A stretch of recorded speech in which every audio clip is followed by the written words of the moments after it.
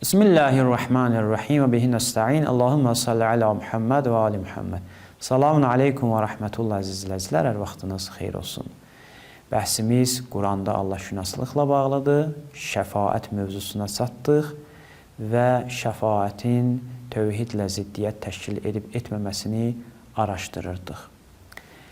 Vəhhabilərə görə şəfaət qəbul olunmaz bir məsələdir. Ən azı dünyada bu mümkünsüzdür. Biz gedək Peyğəmbərin yanına, imamın yanına, Allahın övliyaların yanına və onlardan şəfaət istəyək. Bu tövhidə ziddir. Ahirətdə də iki qrupa bölünürlər. Bəziləri deyirlər, heç kəs Allahdan başqa şəfaət edən ola bilməz, olmayacaq və bəzilərinə görə isə xeyr, Həzrəti Peyğəmbər şəfaət edəcək yalnız. Həzrəti Peyğəmbərdən başqa şəfaət edici yoxdur.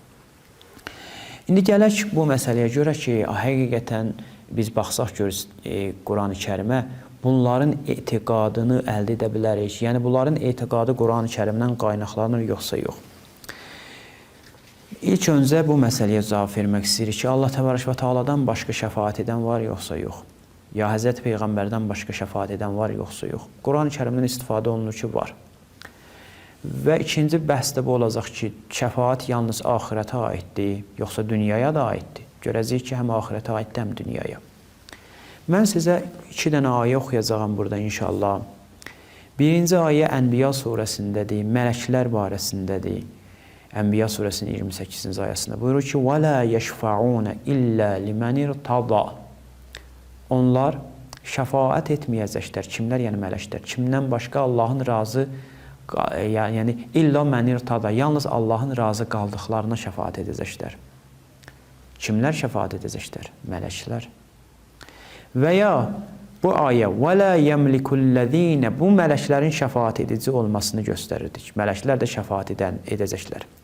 وَلَا يَمْلِكُ الَّذ۪ينَ يَدْعُونَ مِنْ دُونِهِ الشَّفَاعَةَ Malik deyil, yəni qadir deyil Allahdan başqasını çağıran şəfaət etməyə.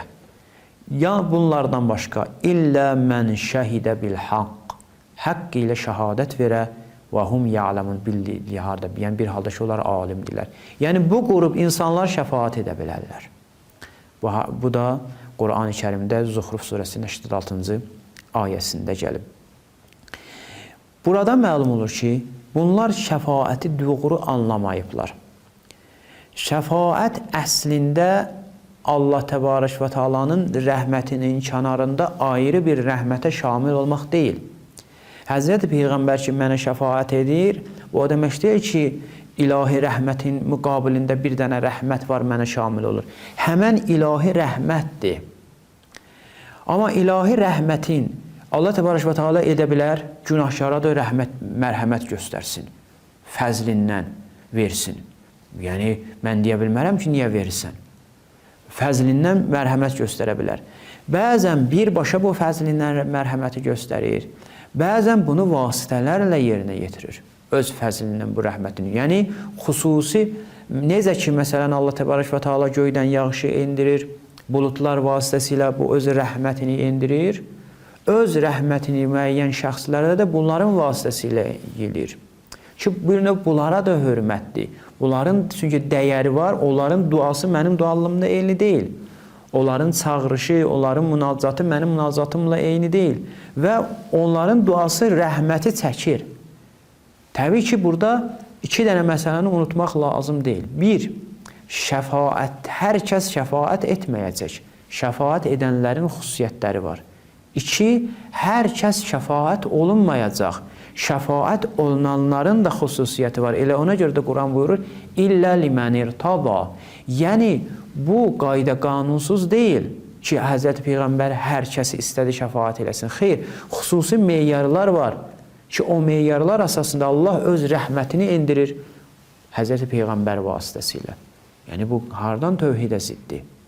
Necə deyirsiniz tövhidə ziddir? Yəni, bu dini anlamamaqdan irəli gəlir. Quran-ı Kərimi anlamamaqdan irəli gəlir. Mən məsləhət görərdim. Həm əziz şiə möminlərinə və möminələrinə, həm digər təriqətin tərəfdarlarına, vəhhabilərə vaxt qoysunlar. Gedib Əllamə Təbatəbainin Əl-Mizan təfsirinin 1-ci cildini oxusunlar. orada şəfaət bəhsini açıb. 50-60 səhifə təqribən bəhs edir orada. Şəfaət nədir? Kimlər şəfaət olunacaq? Şəfaətin şərtləri nədir? Dünyaya aiddir, axirəti. Müəyyən, yəni kifayət qədər bizə məlumat verir orada. Elə Quran-ı Kərimlə bu məsələləri sübut edir. Oxuyan, vaxt qoyan, məsələn, şiələr deyir ki, şəfaət var, ziddir. Baxam, görən şiələrin dəlilləri nədir? Araşdırma aparan. Və dünyavi məsələlərlə bağlı. Olar ki, bu bəhsdən aydın oldu ki, şəfaət təkcə Allah Təbarək və Teala və Həzrəti Peyğəmbərə aid deyil. Şəfaət digər varlıqlara da aiddir. Mələklərə və Allahın razı qaldığı şəxslər də şəfaət edəcək, elm sahibləri filan. Və ən azı məsələn hədislərdən də oxuduqda gördük ənbiyalar və Allahın bəndələri, şühədalar, onlar da alimlər və şühədalar şəfaət edəcəklər. Amma dünyaya aid olması məsələsi də bu da dini anlamamaqdan irəli gəlir. Həzrəti Peyğəmbər necə ki dünyada mən gedib ondan istiğfar istəyirdim və mənə deyək ki, hacətimi verirdi, dünyadan köçəndən sonra da yenə də mən ondan istəyə bilərəm, onun şəfaatçı qərar verə bilərəm. Çünki insan dünyasını dəyişməklə aradan getmir. İnsan yaşayır, ruhu yaşayır. Və mən bir dənə ayə oxuyuram. Bunun üzərində əziz izləyicilərimiz düşünsünlər və bizi dinləyən bəzi vahabilər də düşünsünlər bu ayə barəsindəki. Ayə buyurur, Həzrəti Peyğəmbər barəsində وَيَوْمَ نَبْعَثُ فِي كُلِّ أُمَّةٍ شَهِيدًا عَلَيْهِمْ Qiyamət günü ümmətlərdə hər bir ümmətdən şahid gətirəcək onların əleyhinə. Yəni, hər Peyğəmbər ümmətinin şahididir. وَجِئْنَا بِكَ شَهِيدًا عَلَى هَؤُلَاءِ Və səni də bu ümmətə şahid gətirəcək. Demir ki, Həzrəti Peyğəmbərin zamanında yaşayan şəxslərə deyir, ümmətin şahidisən sən. Sual edirəm, indi bu dəqiqə Həzrəti Peyğəmbərin xəbəri var, mən nə iş görürəm, necə olacaq, necə şahid gələ biləcək qiyamətdə? Məlumdur ki, əməllərdən xəbərləri var onların, məlumatları var, bəzi ailələrdən də istifadə olunur ki, əməllər onlara təqdim olunur, onların xəbərləri var. O zaman şahidliyin mənası ola bilər. İndi bunlar ola bilsin, indi yozsunlar, xeyr, buradan məqsəd budur ki, yəni mən dini marifləri gətirmişdim sizə, xeyr. Quran-ı Kərim açıq aydın buyurur ki, وَجِئْنَا بِكَ شَهِيدًا عَلَى هَؤُلَاءِ Baxarsınız Nəhl surəsinin 89-cu ayəsi. Əlbəttə, mən istəməzdim bu qədər bəhs uzansın. Yeri var, bunun barəsində ən azı, məsələn, bir ay danışmaq olar, saatlarla danışmaq olar, şəfaət bəhsini və qeyd etdim, siz ən gözəl mənbə olaraq Əl-Mizan təfsirinə müraciət edə bilərsiniz.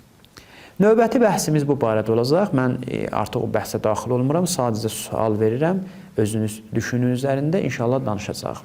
Növbəti bəhsimiz də budur ki, biz dedik, Allah Təbarək və Teala, əgər istəyiriksə tövhidə çataq, istianətdə tövhidimiz olmalıdır. Yəni, Allah Təbarək və Teala'dan başqa heç bir varlıqdan kömək dinləməli deyilik və heç bir varlığa arxain olub ona təvəkkül etməli deyilik. Bu, görəsən, maddi vasitələri kənara qoymaq mənasındadır. Yəni, mən oturum, deyək ki, mənə hücum edirlər, torpağımı almaq istəyirlər, gedib indi cihad etməliyəm, deyim ki, hər bir işi görən Allahdır da, hər bir təsirə malik Allahdır, onun icazəsi ilə heç nə baş verməz. Mən oturum evdə, əlimi qaldırım duaya, o işləri görsün. Yəni, vasitələrin kənara qoyulması deməkdir istianətdə tövhid, təvəkküldə tövhid, yoxsa belə deyil. İnşallah növbəti dərsimizdə bu məsələyə aydınlıq gətirəcəyik. Vəssalamu aleykum və rəhmətullahi və bərəkatuhu.